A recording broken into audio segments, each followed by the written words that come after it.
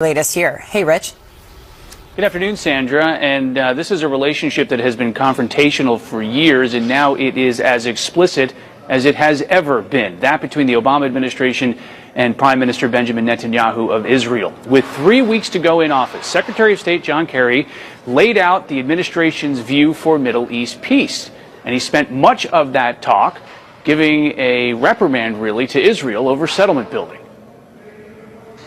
Some seem to believe that the U.S. friendship means the U.S. must accept any policy, regardless of our own interests, our own positions, our own words, our own principles, even after urging again and again that the policy must change. Friends need to tell each other the hard truths, and friendships require mutual respect.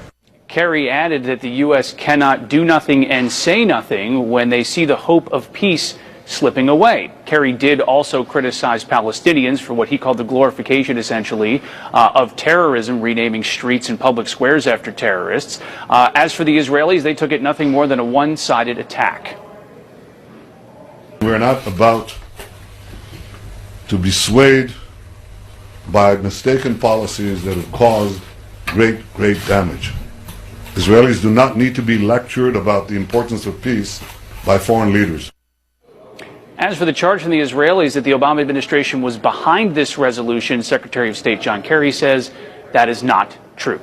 Sandra, back to you. All right, Rich, thank you very much. David Asman. Oof, wow. Where do you begin? First of all, for the first time in my life, it's clear that the United States is coming out on the side of terrorists as opposed to democracies. That's a very dramatic statement. But what happened with the Palestinian Authority, which used to be the PLO, by the way, one of the founders of modern-day terrorism, is they made a link-up in 2015 with Hamas, which is still registered by the State Department as a terrorist organization. They, as we heard from Benjamin Netanyahu, they name streets after terrorists. They actually award terrorists with a stipend if they kill an Israeli citizen. So this is an organization, and combined with the Palestinian Authority, that are committed to terrorism.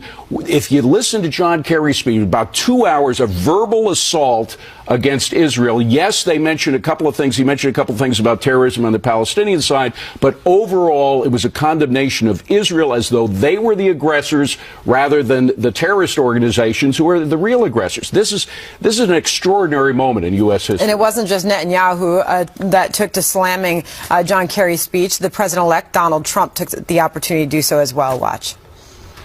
I think his speech really speaks for itself. Yeah, it speaks for itself. It was pretty obvious. But he said that friends need to set friends straight, and that was one of the things that we have different views. We have to have peace. I think it set it back. But we're going to see what happens after January 20th, right? I think you're going to be very impressed. So somewhat difficult to hear. He said, I think his speech really speaks for itself. It's pretty obvious. He ended by saying, we'll see what happens after January